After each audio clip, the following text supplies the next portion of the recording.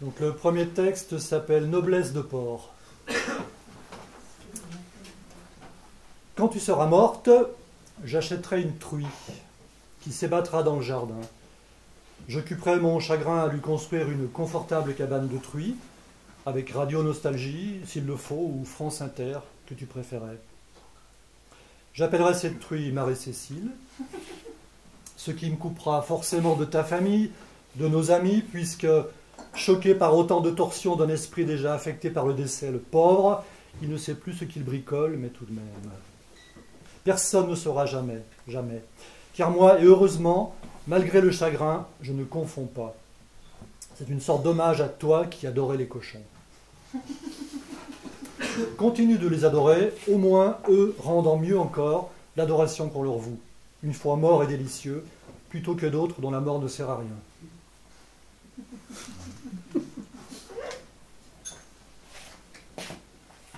Et ainsi de suite.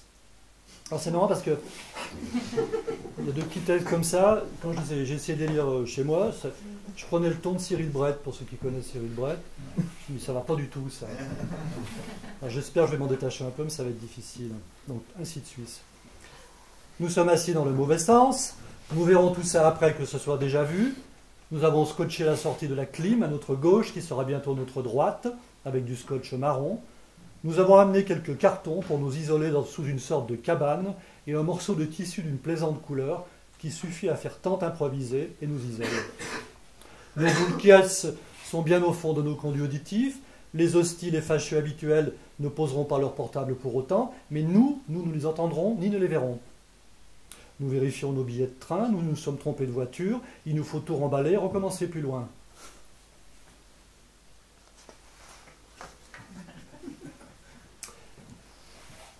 Ah, j'ai oublié mon truc. Ça, c'était pour signifier qu'on était entre deux.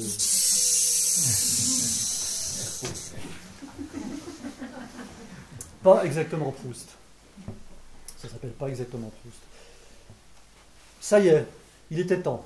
J'ai trouvé comment décrire et apprécier la fameuse poétesse et compagne du poète croisé l'été dernier. Car on ne peut qu'essayer de la décrire avec inquiétude et fascination. Yeux rougis, frottés, ébahis, tentant la communication, avançant une joue, une main, mais un peu tout de même sur notre faim, même s'il s'agit d'autre chose que de la faim, au contraire même. Mais une attirance étonnamment morbide, qui certainement nous meut. Serait-ce deux personnes? Serait-elle deux personnes en une? Voilà ce à quoi j'ai réfléchi. Voilà ce à quoi j'ai trouvé, ce que j'ai trouvé cette nuit. Hypothèse. L'une sur l'autre façon cirque, deux mains antinomiques, mais emboîtées pour ne former qu'un seul corps, plus ou moins géant. Quelque chose qui n'existe pas en vrai, mais qui se tient là, devant nous, certes, sur de hauts talons. T'en penses quoi? Ce qui expliquerait ce dandinement, ces maladresses pleines de mouvements, au contraire, lorsque la main se tend, la jambe gauche propulse en arrière l'individu dont nous essayons de cerner la démarche, la prestance, la motricité. Lorsqu'il ouvre la bouche, le corps se retourne vers l'arrière, et toujours ce dandinement, cherchant comme un équilibre vers la station debout. D'où vient la voix? Sa voix. La voix est étrange, d'où vient sa voix? De la hauteur du ventre ou de son coffre propre supposé? Quant à l'identité sexuelle de l'être, cela fera partie de ma seconde réflexion, son éventualité, si j'ai un moment.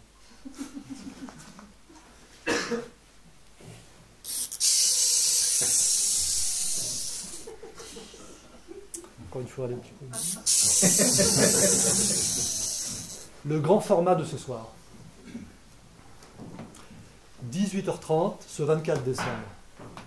Noël s'annonce paisible. La diaspora est normalement aux quatre coins réduits de notre monde.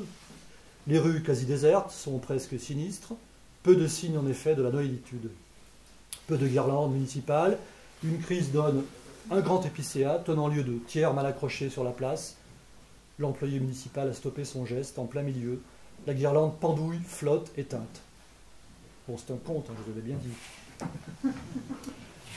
C'est le miracle annuel, une clarté intérieure, une luminosité, et en plus on a droit à quelques flocons coupants, cisaillant sous la visière. Quelle joie quand on est bien équipé, je le suis, de sortir exprès pour goûter de ces ultimes heures. Après, il y a quoi? Une naissance ancienne fait-elle autant de raffus après tout ce temps? Plus encore? Oui, visiblement, la pub était bien faite, le clip bien monté. J'allonge mon retour pour voir le bout de mon sapin. Si, là-haut à ma fenêtre, comme on va voir de loin son toit depuis le haut de la colline. Sur le trottoir, une jeune mère, un tas de couvertures fourrées au bébé dans ses bras, et à distance, une petite fille pleure de froid à cause du froid. Que de misère, me dis-je. Qu'attendent-elles, ces trois créatures? Autrement dit, qu'attendent-elles de moi, qui suis leur sauveur potentiel sur cette terre gelée?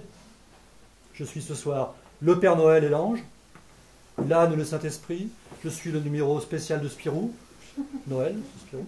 Je suis capable de m'inventer, plus encore, je suis. Les larmes aux yeux, prêtes à leur proposer gîte couvert pour la nuit, je me retourne. Elle grimpe alors dans un de ces monstrueux 4x4 de luxe, sombre, que nous haïssons tant. Tout le monde peut se tromper, dit le hérisson en descendant au matin de la brosse à chaussures. Et ainsi de suite, 2. Nous sommes assis dans le mauvais sens, nous verrons tout ça après que ce soit déjà vu. Nous avons scotché la sortie de la clim à notre gauche, qui sera bientôt notre droite, avec du scotch marron. Nous aurions dû amener quelques cartons pour nous isoler sous une sorte de cabane ou un tissu qui suffira à faire tant improviser. Ils, les hostiles, ne poseront pas leur téléphone portable et leur voix pour autant, mais lorsque nous sortirons notre Kalachnikov de notre sac de voyage pour nous débarrasser à tout jamais des importuns, ce n'est pas la clim qui aurait pu nous tuer avant de nous allumer qui nous arrêtera.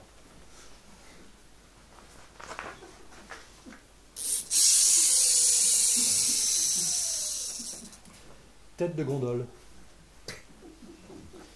Donc, je suis désolé, j'ai appris qu'il y avait un libraire parmi nous ce soir, mais je ne savais pas que...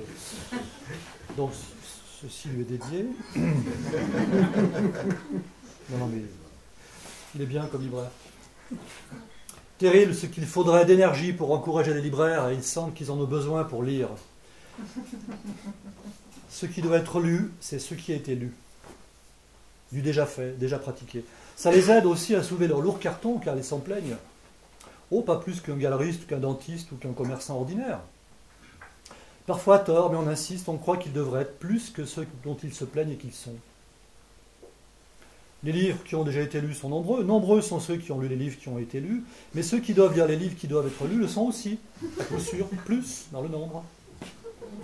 En fait, le reste, a peu d'importance. Concentrons-nous, recentrons-nous. Pour les éditeurs, les galeristes et dentistes, il suffit de changer de nom en cochant habilement et nous aurons un résultat similaire. Tous dans la plainte, sentant et atteints par divers symptômes afférents.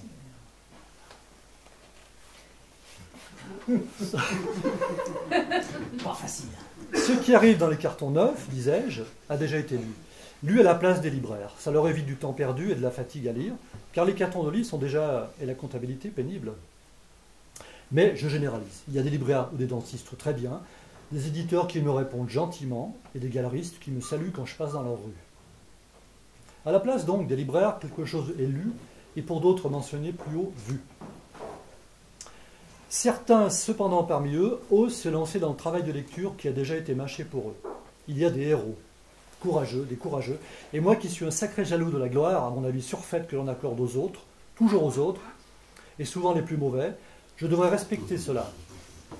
Mais voilà, qui détaille trop un texte qui se voulait avant tout politique, ou bêtement social, ou très personnel, très névrotique.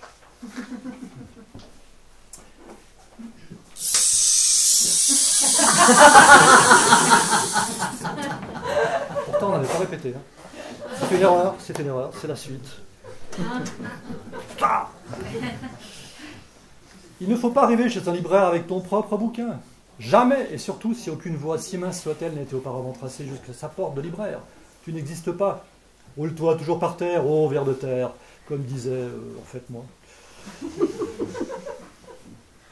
Si dans tes yeux à toi on peut lire une certaine amère jalousie, prononcée devant pouce-papier, à dos cartonné, couvert de caractères posés dans un certain ordre, et pas souvent le bon selon ton goût, voire plus haut, ce qu'on peut en tout cas lire dans les yeux aux libraires, leurs yeux aux libraires, c'est la panique.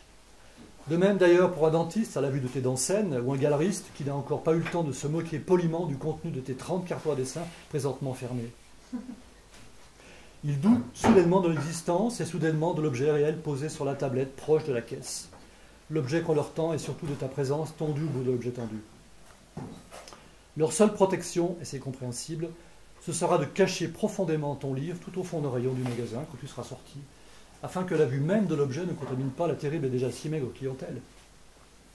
Le libraire est un commerçant et la vie est dure pour les commerçants. Souvent, il le répète, et la dureté de la vie l'empêche de faire des choix qui lui seraient plus proches s'il les tentait. Ça, je comprends. Tu peux maintenant partir rassuré après avoir signé ton bon de dépôt facultatif. Tout est en ordre. Ouf, tu n'es pas Marc Lévy.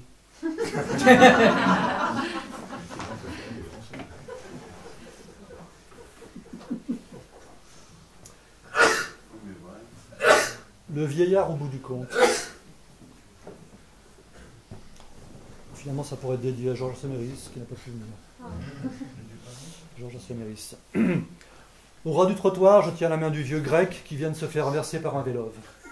Ah, Criton, fidèle Criton, dit-il. Je dois un coq à Esculape, poursuit-il. Ce vieux con a oublié de payer le médecin, me dis-je, ou alors il n'a pas de mutuelle. Restez tranquille, lui dis-je encore, au bord de la lassitude. La vie n'est pas une maladie, d'ailleurs, voilà le SAMU qui arrive.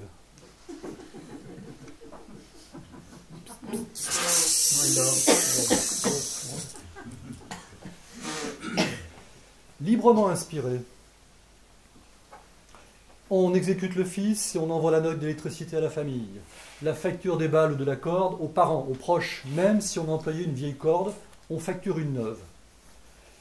Une corde neuve, seulement commandée, jamais achetée, jamais livrée, mais facturée, car nous avons vécu quelques années sous l'ancien gouvernement où une loi rendait nécessaire l'achat d'une corde neuve. Non, le contraire, mes excuses, je précise, que l'achat d'une corde neuve nécessitait qu'une nouvelle loi soit pendue le matin même. Que la loi ainsi permette l'achat d'une corde neuve, de la commander ou du moins de la facturer, car le cousin du responsable d'État était fabricant de cordes, on l'aura compris, et de divers matériaux utiles à la pendaison.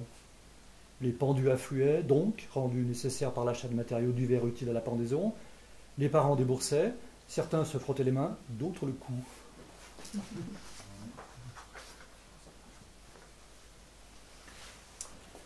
Je me souviens encore, et je ne sais pas pour combien de temps, que chaque jour il allait faire sa promenade en forêt sur les hauteurs.